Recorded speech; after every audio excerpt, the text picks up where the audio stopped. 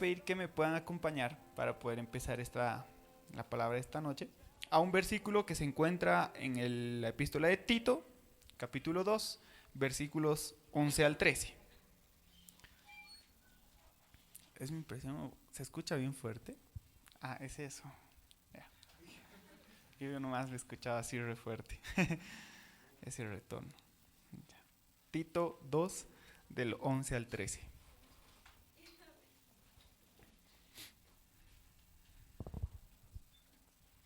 Si quieren, si alguien no tiene Biblia, tal vez puede juntarse con alguna persona que está ahí con su Biblia para que puedan compartir. Mi hermana ya que está sin Biblia, creo, tal vez se puede juntar con uno de los chicos. Mi hermana. Bien. La palabra del Señor dice así. Dice, porque la gracia de Dios se ha manifestado para salvación a todos los hombres, enseñándonos que, renunciando a la impiedad y a los deseos mundanos, vivamos en este siglo sobria, justa y piadosamente, aguardando la esperanza bienaventurada y la manifestación gloriosa de nuestro gran Dios y Salvador, Jesucristo. Bien. Qué buena palabra, ¿no? Resume el Evangelio en 2 versículos. Pero, ¿saben por qué les comparto esto? Porque creo que todos conocemos muchas promesas de Dios, ¿no? Y todos nos gozamos porque cada día podemos ver una promesa de Dios cumplirse en nuestra vida. Si tal vez hoy día tú dices, no he visto cumplirse ninguna promesa de Dios en mi vida, el hecho de que tú hayas respirado esta mañana, ya se ha cumplido algo en tu vida. El hecho de que tú estés aquí, que puedas escuchar la palabra de Dios, ya se está cumpliendo algo maravilloso en tu vida. Entonces, creo que todos hemos escuchado y todos sabemos de muchas promesas y anhelamos muchas promesas de Dios, nos deleitamos al saber que Dios está cumpliendo cosas en nuestra vida y creo que lo disfrutamos mucho, ¿no ve? Pero, ¿saben? Junto con todas las promesas hermosas que tenemos en la palabra, viene también una instrucción bien grande. Viene una instrucción, bueno, varias instrucciones bien grandes para nuestra vida. Y, ¿saben? Hay algunas de ellas que a mí me impresionan y sobre todo que se manifiestan junto con los apóstoles, que me llaman mucho la atención. Porque, digámoslo así, los apóstoles sabían que tenían una gran comisión, ¿verdad? ¿Cuál era la gran comisión de los apóstoles? Bueno, que es para todos nosotros, pero ¿cuál es? Ir a hacer discípulos a todas las naciones, enseñándoles, bautizándoles en nombre del Padre, el Hijo y el Espíritu Santo. ¿No? Es la gran comisión, todos la sabemos, todos la conocemos. ¿No? Pero, ¿saben? Cuando leemos la gran comisión, todos así la leemos y decimos, ay, sí, hay que predicar, hay que hacer discípulos, hay que la gente conozca a Cristo. Pero, ¿saben? Yo me preguntaba algo, y siempre me he preguntado esto, y siempre me gusta preguntarme esto porque me hace recapacitar de vez en cuando.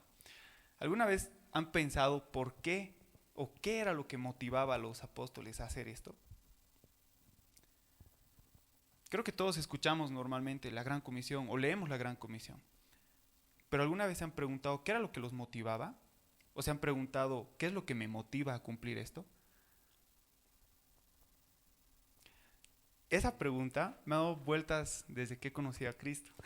Y cada vez me da vueltas y cada vez me ayuda a crecer más, a entender más el Evangelio y a un poquito más y dar pasos. Y saben, me ha impresionado mucho porque he encontrado que, bueno, entre muchas de las cosas que motivaban a los apóstoles para poder predicar el Evangelio, para poder hacer tantas cosas, para poder permanecer, digámoslo así, que les voy a resumir el Evangelio en 3 puntos, que eran los que motivaban a los apóstoles a tener una perspectiva correcta. Porque nosotros podemos conocer de la misma manera que ellos la comisión que tenemos, podemos conocer al Dios que tenemos, pero tal vez nuestra perspectiva está totalmente desviada de lo que debemos hacer y de lo que debemos tener, de lo que debemos caminar. Y esto parte mucho de la motivación que tenemos. O sea, parte de dónde estamos inventados, qué son las cosas que nos están afectando para poder tener una perspectiva correcta. Entonces les voy a pedir que si se están anotando, puedan saber que la primera motivación, digámoslo así, que tuvieron los apóstoles para poder hacer lo que hicieron, para poder tener una perspectiva correcta, era la salvación. La salvación. Tal vez estaban esperando algún punto así, no sé, sobrenatural, ¿no? Pero esto es lo más sobrenatural que podemos encontrar, la salvación. Les voy a pedir que me acompañen uno de los versículos más conocidos de la Escritura. Juan 3:16. Algunos me van a decir, no, pues, ¿por qué estás predicando leche? Ah, no es leche, te lo aseguro. Bien, si lo tienes, puedes acompañarme, si no, yo lo puedo leer y tú escucha y presta atención. La palabra de Dios dice así: porque de tal manera amó Dios al mundo, que ha dado a su Hijo unigénito, para que todo aquel que en él cree no se pierda, mas tenga vida eterna. Ahora, no sé si a ustedes les pasa, pero cuando leemos la historia de los apóstoles, digamos lo que entramos a leer algo que ellos ya estaban caminando con Jesús, ya estaban obrando junto con Jesús, ¿se dan cuenta? Pero saben, los apóstoles también se han salvado. Lo primero que ha hecho Jesús para llegar a sus vidas ha sido lo mismo. Los ha llamado al igual que a nosotros y los ha salvado. Ellos, el primer paso que han tenido que dar ha sido igual que nosotros, arrepentirse de sus pecados, tener la conciencia de que Dios ha venido a salvarnos, de que Dios nos ha amado primero. Entonces, ellos han tenido que proceder al arrepentimiento de la misma manera. Han adquirido esa vida eterna de parte de Dios y ese perdón de pecados que nos posibilita la salvación, que es por medio de Jesús. De la misma manera se han tenido que salvar. ¿Se dan cuenta? Igual que nosotros. No solamente esto, sino que, ¿saben qué es lo maravilloso de la salvación que nos manifiesta el Señor Jesucristo? Que junto con el perdón de los pecados y esa vida eterna que se nos da, viene el privilegio o la potestad de ser hechos hijos de Dios. Y la palabra nos dice esto en Juan capítulo 1 versículo 12. Dice: mas todos los que le recibieron, a los que creen en su nombre, les dio potestad de ser hechos hijos de Dios. Bien textual, bien clarito. Entonces, no solamente se convirtieron en discípulos y apóstoles así de la noche a la mañana, sino que primero buscaron y recibieron salvación. Luego se fueron hechos hijos de Dios. Después, no solamente fueron hechos hijos, sino que Dios les dio la capacidad, digámoslo así, no la capacidad. Dios les dio el regalo de ser hechos nuevas criaturas, al igual que a nosotros. La palabra dice en 2 Corintios 5:17, dice: de modo que si alguno está en Cristo, nueva criatura es. Las cosas viejas pasaron, y aquí todas son hechas nuevas. Si tú no sabías que esto era parte de la salvación, déjame decirte que sí. El hecho de que tú y yo podamos ser hechos criaturas nuevas viene después de ese hermoso proceso de arrepentimiento, de ese hermoso proceso del perdón de los pecados, de ese hermoso proceso de poder ser hechos hijos de Dios. También viene el ser una nueva criatura. Y junto con esto, no se conformaron, digámoslo así, ya ellos, en quedar limitados, digámoslo así, en entender, decir: yo soy una nueva criatura, yo tengo salvación, me ha perdonado mis pecados, sino que han buscado algo que la palabra nos muestra en Romanos 12:2, que es sumamente importante para cada uno de nosotros. La palabra dice, Romanos 12:2, dice: no os conforméis a este siglo, sino transformaos por medio de la renovación de vuestro entendimiento, para que comprobéis cuál sea la buena voluntad de Dios, agradable y perfecta.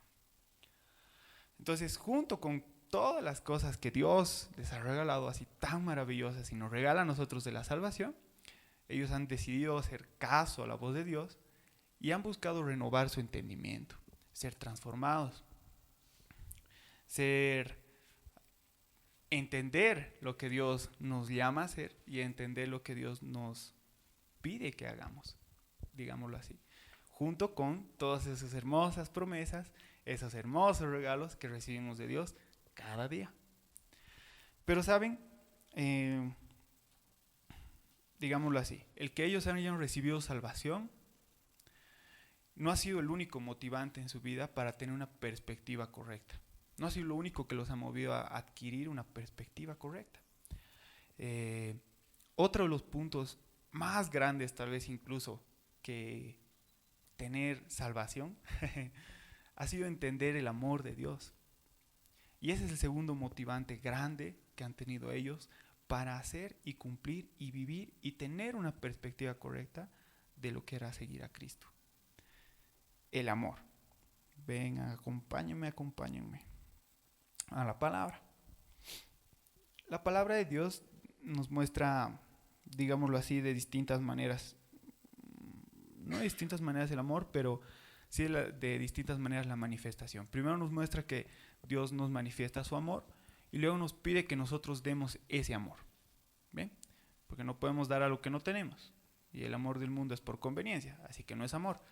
Pero el amor de Cristo es sin conveniencia.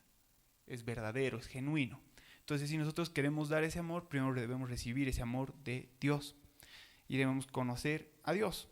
Entonces, les voy a leer un versículo que ha sido lo primero que ha sido transformado junto con ese entendimiento, ¿bien? Que veíamos hace un ratito. Juan capítulo 14, 23. Juan capítulo 14, 23 dice lo siguiente. Dice, respondiendo Jesús le dijo, el que me ama, mi palabra guardará, y mi Padre le amará, y vendremos a él, y haremos morada con él. Juan 14, 23. ¿Saben qué es lo impresionante de todo esto? Que cuando el amor de Dios se nos revela a nosotros, recibimos ese maravilloso regalo, procedemos a la salvación. Dios nos salva, nosotros nos arrepentimos, Dios nos salva, y surge algo que tal vez nunca antes habíamos conocido. Podemos tener comunión con Dios.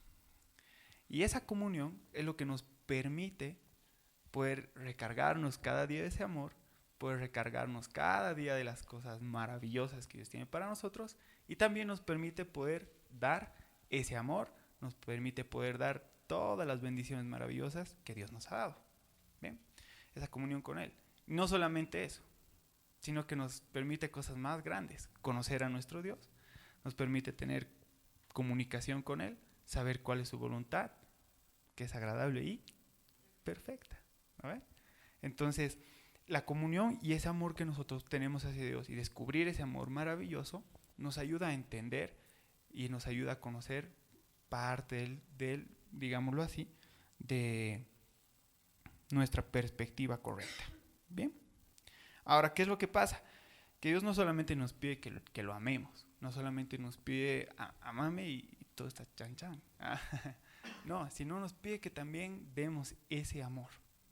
La palabra de Dios en Juan también, el capítulo 13, los versículos 34 y 35, dicen así: un mandamiento nuevo os doy, que os améis unos a otros, como yo os he amado, que también os améis unos a otros. En esto conocerán todos que sois mis discípulos, si tuviereis amor los unos con los otros. Entonces, ¿saben qué es lo maravilloso de esto? Que el Señor Jesús enseñó a sus discípulos esto que les estaba hablando. No solamente fue que les dijo palabras y les dijo así, esta es la perspectiva correcta, hijitos. La salvación es esto. No, sino que los llevó en un proceso en el que les fue enseñando poco a poco. Cuando les empezó a hablar del amor, les empezó a enseñar a amar. ¿Por qué? Porque Él les daba el mismo ejemplo. Él los amó y de la misma manera les pidió que amasen a los demás. Ahora la palabra dice algo bien interesante. En Romanos 12, del 9 al 13, dice que, dice así: el amor sea sin fingimiento. Aborreced lo malo, seguid lo bueno. Amaos los unos a los otros con amor fraternal. En cuanto a honra, prefiriéndonos los unos a los otros. En lo que requiere diligencia, no perezosos, fervientes en espíritu, sirviendo al Señor, gozosos en la esperanza, sufridos en la tribulación, constantes en la oración, compartiendo para las necesidades de los santos, practicando la hospitalidad. Y estas palabras del Señor Es bien interesante, pero si se dan cuenta, exactamente dice lo que les decía. El amor humano es un amor por conveniencia, pero el amor de Dios es un amor genuino. Dice el amor que den, ámense unos a otros, y ese amor sea sin fingimiento, sea un amor real, sea un amor genuino. Si tal vez no logramos comprender así con facilidad, un amor real, dice que aborrezcas lo malo, que sigas lo bueno. Dice, vamos a ver, en cuanto a honra, prefiriéndonos los unos a los otros, en lo que requiere diligencia, no perezosos, fervientes en espíritu. ¿Qué quiere decir? Que, por ejemplo, el Fabri me pide un favor y yo, en vez de decir todo mala gente, sí, sí, Fabri, te amo. Sí, no, te lo voy a hacer mañana. ¿Te das cuenta? En vez de eso, quiere decir que nosotros seamos diligentes, esforzados en poder hacer lo más pronto posible. Quiere decir que, no sé, si viene una persona que te ha ofendido y te pide perdón, tú, en vez de agarrar y decir con tu corazón o mi corazón orgulloso, decir, no, ¿por qué me has lastimado? Tú y yo busquemos restauración, perdonar y que ese dolor sea quitado. ¿Me entiendes? Que el amor sea real, el amor que decimos tener de parte de Dios sea manifiesto de una manera genuina para con los hombres. ¿Entienden? Eso es lo que nos está diciendo la palabra. Ahora, ¿por qué cito estos versículos? ¿Saben por qué? Porque este amor genuino que Dios nos da y que nos pide dar es lo que nos va a ayudar a tener una perspectiva correcta de lo que nos está llamando a hacer. Porque si tú y yo no comprendemos ese amor maravilloso de Dios, vamos a vivir un evangelio como si estuviéramos jugando pata a pata. Vamos a estar así, vamos a dar vueltitas con un pie a medias y todo el tiempo vamos a estar estancados dando vueltas en el mismo lugar. Si no tenemos una perspectiva correcta de lo que Dios nos ha llamado a hacer, no vamos a cumplir lo que tenemos que hacer. Si no entendemos lo importante que es la salvación, no vamos a entender la necesidad que tiene el de afuera o que tiene el de al lado. ¿Se dan cuenta? Si no entendemos de lo que Dios nos ha salvado, menos vamos a necesitar compartirle a otra persona que se salve. ¿Comprenden? Si no entendemos el amor que Dios tiene para nosotros, menos vamos a poder compartir ese amor maravilloso para con otras personas. En palabras sencillas, lo que te estoy diciendo es que si tú y yo no tenemos la perspectiva correcta, no vamos a predicar el evangelio. Nos vamos a conformar con recibir y engordar. Vamos a recibir palabra todos los días, vamos a recibir palabra en la célula, vamos a recibir palabra el domingo, vamos a recibir palabra el miércoles, vamos a recibir palabra por el Facebook, por el grupo que tengamos de la célula, vamos a recibir palabra cuando hagamos nuestro devocional. Pero si tú y yo no tenemos la perspectiva bien trazada, vamos a empezar a engordar. Nos vamos a volver ovejitas gorditas. Y cada día nos vamos a empezar a poder mover menos. Y cada día vamos a poder empezar a predicar menos. Porque no vamos a sentir necesidad por las personas que necesitan de Dios. Porque no vamos a saber que el amor de Dios tiene que llegar a corazones. Porque tal vez vamos a olvidar cómo nos sentimos un día cuando no teníamos a Dios en el corazón. Cuando Dios no bendecía nuestras vidas. Cuando Dios no te levantaba y te llenaba de gozo cada mañana. Vamos a olvidar eso. Y nuestra perspectiva se va a volver una perspectiva cómoda. En la cual tú y yo vamos a preferir, no sé, estar en el Megacenter viendo una película. No digo que es malo ya. No estoy juzgando a nadie. Sino que vamos a preferir pasar tiempo de comodidad a tiempo de poder predicar a las demás personas. A tiempo de poder dar un consejo a alguien que necesita salvación, que necesita amor, que necesita perdón. Pero ¿saben? Estos dos puntos no fueron los únicos que eran la perspectiva que eran lo que motivaban a que los discípulos, los apóstoles, vean realmente la necesidad que había. ¿Saben cuál era el tercer punto? Y los motivaba mucho más fuerte. El tercer punto era la venida de nuestro Señor Jesucristo. El tercer punto que motivaba a los apóstoles a que prediquen con tanta pasión, a que su motivación sea fijarse con tanto amor con la gente, a que busquen llevar la salvación a cada una de las personas que podían alcanzar, era que sabían que Jesucristo volvía. La palabra de Dios dice así.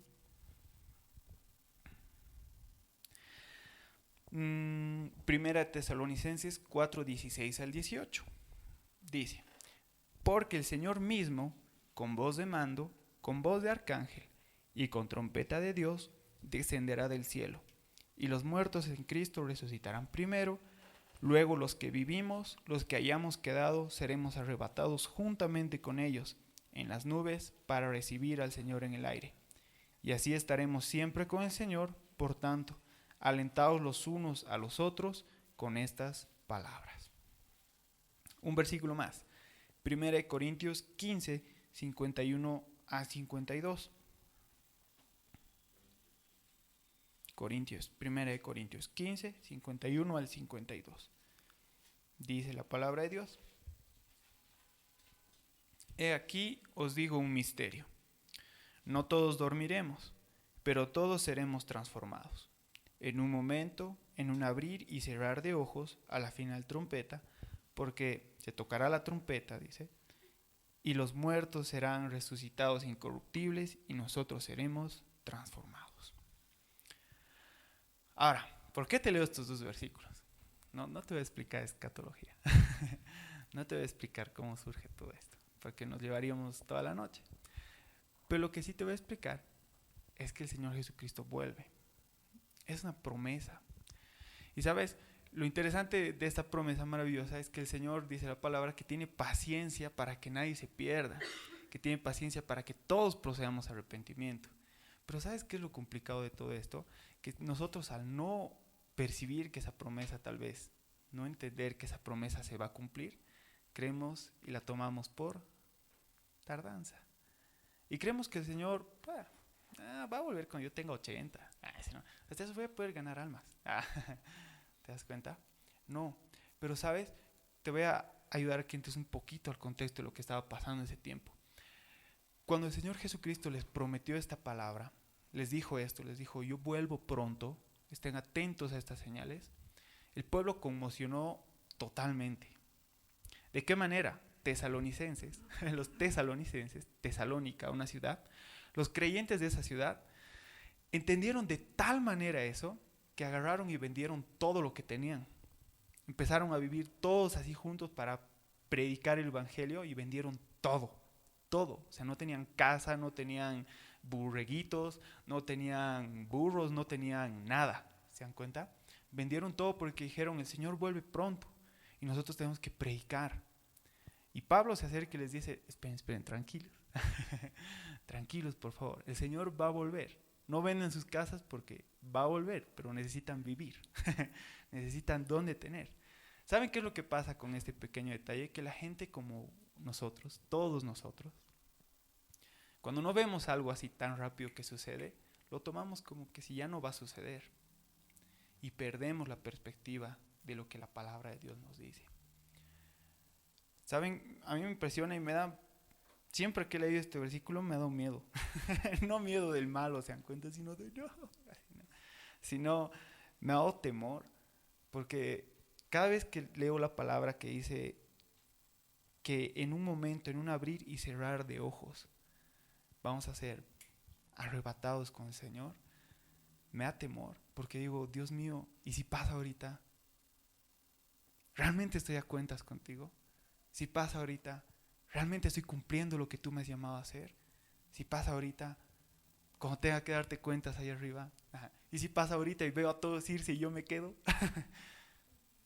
¿Se dan cuenta? Realmente era un motivante fuerte para los apóstoles, como lo debe ser para nosotros.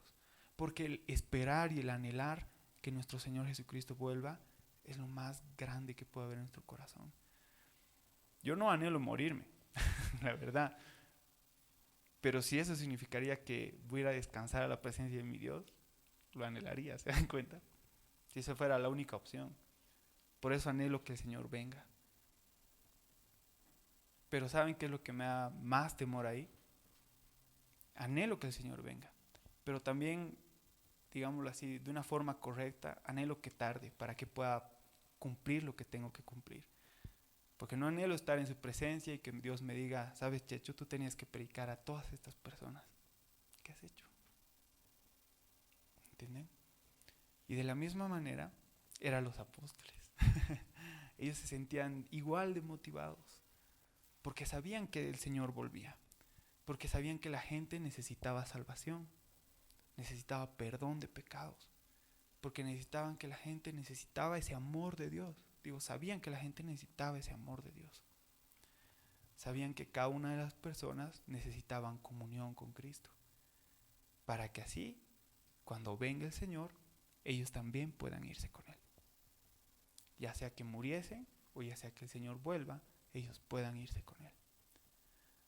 Ahora, ¿qué es lo que pasa?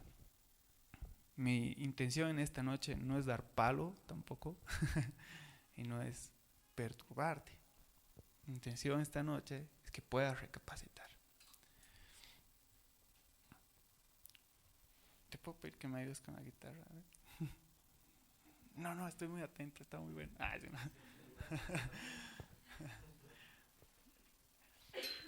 Como te decía, mi intención no es darte palo, no es nada. Mi intención es que tú y yo podamos recapacitar. Mi intención es que tú y yo podamos comprender realmente lo que es importante, lo que es realmente necesario.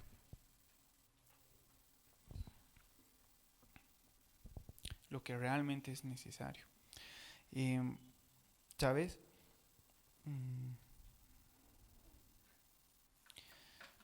Esta noche, digámoslo así, hay 3 llamados o 3 preguntas que si quieres te voy a hacer para que tú puedas meditar. ¿Me lo puedes apagar las luces? Por favor. Así para que cada uno pueda estar tranquilo en su tiempo con Dios. Mientras escuchamos una alabanza. Traten de no verme por la luz.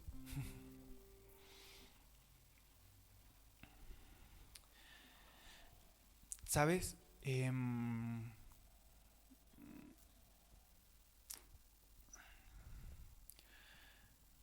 Pasa que andamos tan ocupados, pasa que andamos tan atentos a nuestras metas, tan atentos a lo que nosotros queremos, pasa que andamos tan tan enfocados en nosotros mismos que olvidamos a veces lo que es importante, porque necesitamos alcanzar algo que nos va a satisfacer a ti y a mí. No te estoy diciendo solo tú, yo también lo vivo. Pero sabes, el hecho de que tú y yo andemos tan enfocados en distintas cosas no cambia el hecho de que Dios tiene un propósito. No cambia el hecho de que Dios tiene voluntad. No cambia el hecho de que Dios tiene anhelos para ti. No cambia el hecho de que tú y yo tenemos un propósito importante. No cambia el hecho de que tú y yo vamos a estar un día delante de Dios y vamos a rendir cuentas. No cambia el hecho de que si no tenemos salvación no vamos a pasar una eternidad junto al lado de Él. El hecho de que tú y yo tengamos ocupaciones en este mundo, el hecho de que tú y yo tengamos anhelos propios en este mundo, no cambia las verdades de Dios. No cambia la gran comisión. No cambia las cosas. El hecho de que tú y yo estemos ocupados no va a cambiar la voluntad de Dios. ¿Me entiendes? No va a cambiar los anhelos, lo que Dios ya ha dicho, lo que Dios nos ha mandado, lo que Dios nos ha puesto por delante, por propósito, por obra. Las almas no van a esperar las personas no van a esperar a que, tú cumplas el sueño de realizarte con tu familia, de que vayas a viajar y conocer Egipto y puedas, ir a Venecia. Y de ahí cuando vuelvas recién van a estar esperándote para escuchar la palabra de salvación. No. Los anhelos personales no cambian la necesidad de la gente, no cambian la voluntad de lo que Dios está llamándonos a hacer, ¿me entiendes? Y te decía que hay 3 preguntas en esta noche que te quiero hacer, porque estas 3 preguntas te van a ayudar a poder darte cuenta si estás realmente con la motivación y la perspectiva correcta. La primera es si estás seguro de tu salvación. Sé que suena fuerte la pregunta, sé que suena extraña, porque normalmente no te preguntan, ¿estás seguro de tu salvación? Pero hoy sí te quiero hacer esta pregunta. ¿Sabes? Porque si tú comprendes lo que significa ser perdonado del pecado, tú vas a estar seguro realmente de que te vas a arrepentir. Y vas a estar seguro realmente de que tu clamor a Dios por perdón es genuino. Si tú te acuerdas del vacío que sentías en tu corazón cuando vivías con pecado, si tú te acuerdas del dolor que sentías por los errores que habías cometido,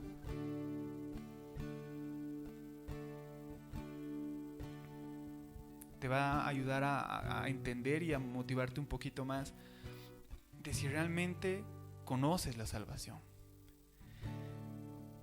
Y sabes, si no la conoces, esta es la noche oportuna para poder acercarte a Dios y pedirle que te salve. Pedirle que te perdone los pecados que has cometido y pedirle que pueda transformar tu vida. La otra pregunta que te quiero hacer es si de verdad conoces el amor. No el amor como un sentimiento. Si de verdad conoces el amor de Dios. Tanto recibiéndolo en tu vida como para darlo a los demás.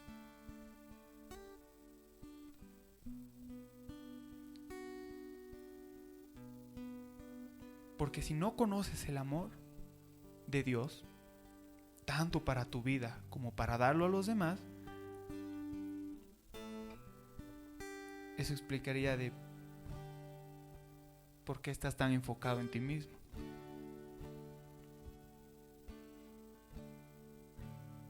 Eso da una respuesta sola.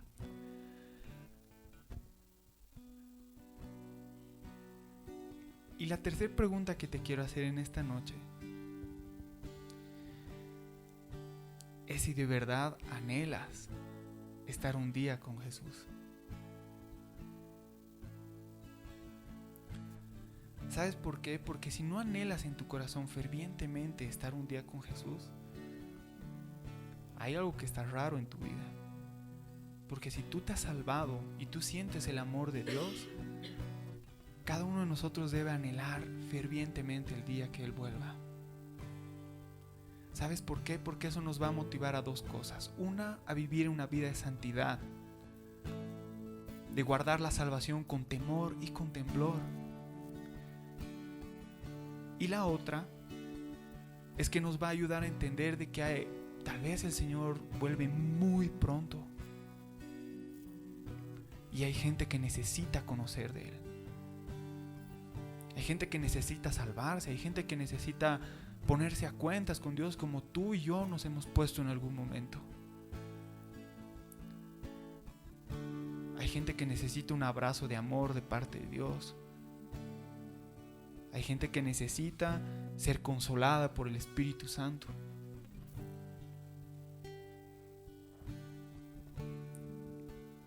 Hay gente que necesita ser libre de esas ataduras, de esas cosas que el pecado te carga.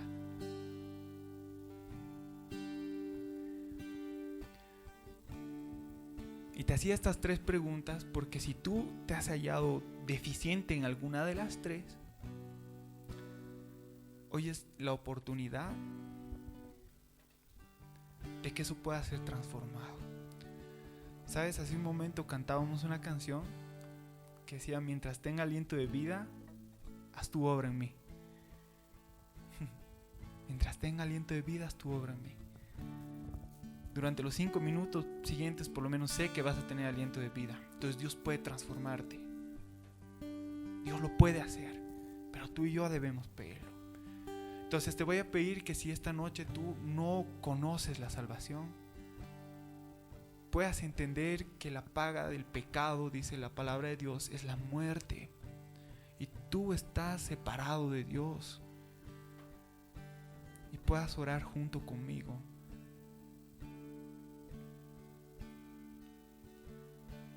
Para pedirle al Señor que pueda perdonar tus pecados. Pero primero, que te pueda dar conciencia de ellos. Segundo, que si tú no conoces el amor, hoy puedas pedirle a Dios que te llene de su Espíritu Santo. Primero, para que tú puedas ser lleno de ese amor, lleno de poder. Y segundo, para que a partir de este momento puedas empezar a compartir ese amor y puedas compartir ese evangelio y sentir la necesidad de las personas.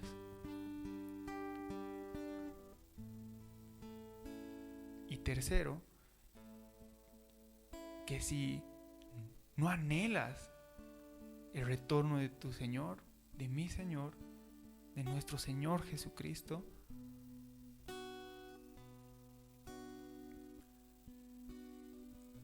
hoy igual puedas pedirle a Dios que te enamore completamente de Él.